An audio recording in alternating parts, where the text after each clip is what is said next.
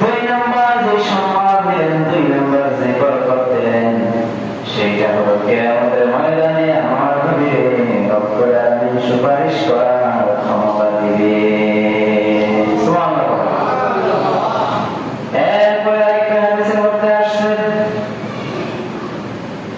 আল্লাহ নবীকে শুরুতে একটা অফার দেওয়া হয়েছে। কি একটা অফার, একটা সুযোগ দেওয়া হয়েছে। এই সুযোগটা কি ছিল? যে আল্লাহ নবীকে সুযোগ দেওয়া হয়েছে, নবী আপনার কিয়ামত পর্যন্ত আপনার যত উন্নত আসবে, কিয়ামত পর্যন্ত যত উন্নত আসবে, তার মধ্যে অর্ধেককে নিয়ে আপনি কোনো কথা ছাড়া জান্নাতে চলে যাবেন।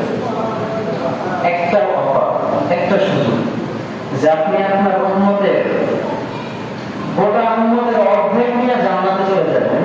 আর আরেকটা সুযোগ হয়েছে যে কিয়ামতের ময়দানে আপনি সুপারিশ করতে পারবেন।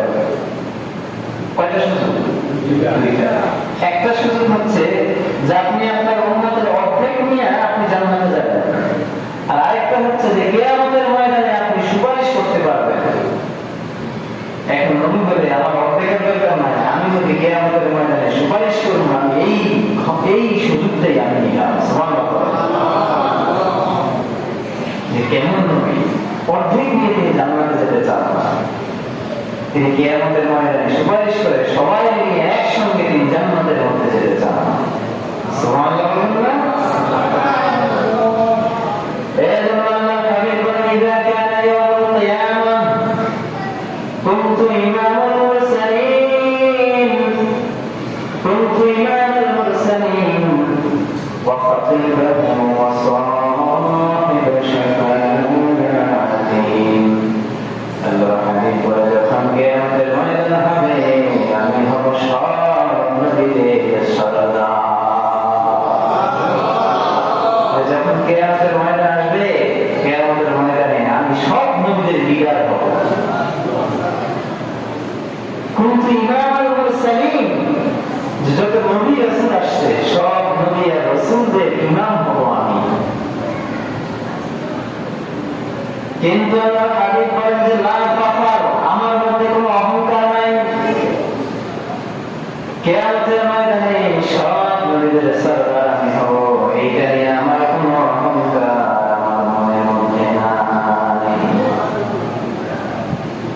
আমি সব নবীদের ইমাম হব, এইটা নিয়ে কিন্তু কোনো অহংকার আমার মধ্যে নাই। দেখুন কেমন নবী, যেই নবী সব নবীদের রাজা হবে, কিন্তু আমার নবী বলে যে এইটা নিয়ে আমার কোনো অহংকার নাই। আর আমরা যদি কিছু একটা হইতে পারি, আমাদের অহংকারের ঠেলায় আমরা এই পৃথিবীতে থাকতে পারি না। অথচ কেমন নবী আমাদেরকে, আমার নবী শিক্ষা কি দিয়েছেন যে আমার মধ্যে কোনো অহংকার নাই। আল্লাহর হাবিব অহংকার করা পছন্দ করে না। আল্লাহর হাবিব ছিলেন বিনয়ী। সুবহানাল্লাহ বলবেন না? আল্লাহ নবী যখন কারোর সঙ্গে হাত মিলাইতেন, আল্লাহ নবী যখন কারোর সঙ্গে মুসাফা করতেন, তখন মুসাফা করার সময় আল্লাহ নবী হাতটা আগে ছেড়ে দিতেন না। সুবহানাল্লাহ বলবেন না?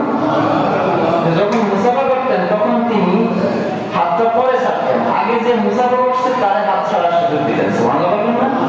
যতক্ষণ ইচ্ছা আল্লাহ নবী হাতটা ধরে থাকতে পারতেন। কেমন নবী ছিলেন? শত্রুর সঙ্গে দেখা হলে তিনি মুস্কি হাসতেন।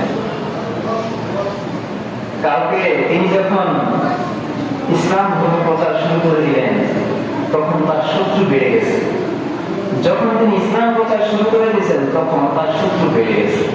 যে নবীকে একজন মারতে আসছে, এখন নবী আসছে মারতে, নবী তারা জিজ্ঞেস করে, তার খোঁজ খবর জিজ্ঞেস করে, তারা দেখে মুস্কি হাসছেন, তার খোঁজ খবর জিজ্ঞেস করছে।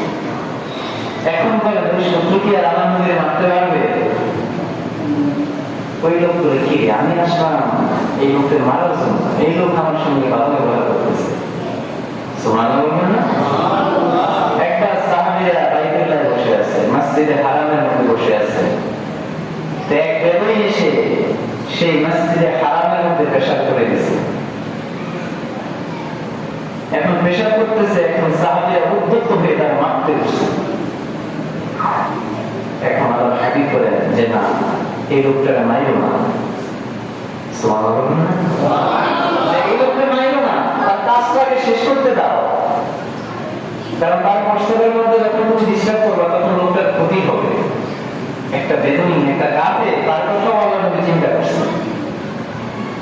মাঝখানে তারে বাধা দিও না, তার কাজটা তারে সারতে দাও, তাহলে তার কষ্ট হবে।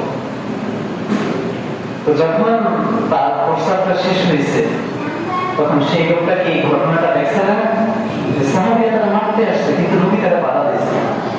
বলে কি রে, যে বাইতুল্লাহ আমি অপবিত্র করলাম, অপবিত্র করার নিয়তে আমি বাইতুল্লাহ প্রস্তাব করলাম, কিন্তু নবী বাধা দিছে যে না, তারে কষ্ট দিও না, আগে তার কাজটা সারতে দাও।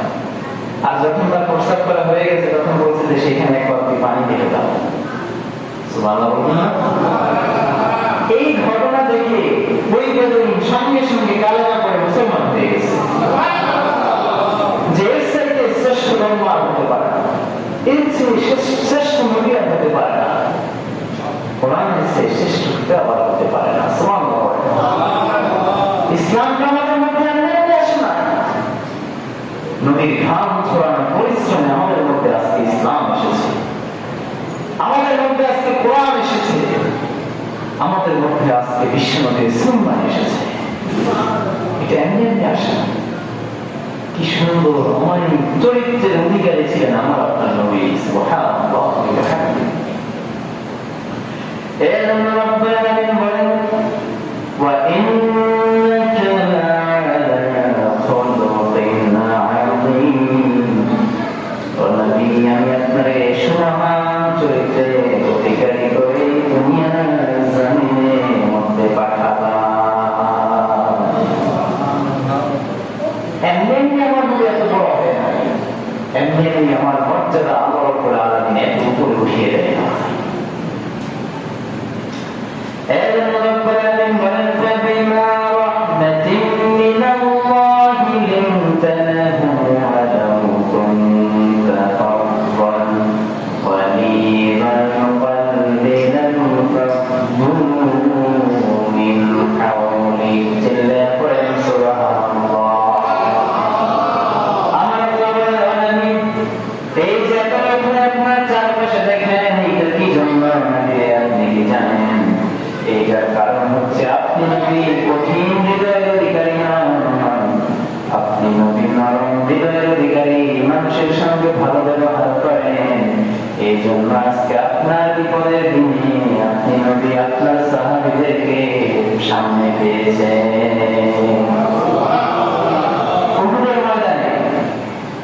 উহুদের ময়দানে যখন আল্লাহ নবী আহত হলেন, তখন আল্লাহ নবীকে একটার পরে একটা তীর মারতেছে, কিন্তু একটা তীরও আল্লাহ নবীর গায়ের মধ্যে লাগতে দেয়। সব সাহাবীরা ঢুকতে দিয়েছে, সব সাহাবীরা ঢুকতে দিয়েছে। আল্লাহ নবীকে চারদিক থেকে ঘিরে ধরেছে, যে নিজের জীবন চলে যাবে, কিন্তু আল্লাহ নবীর একটা পোষণের প্রতি হতে দেওয়া যাবে না।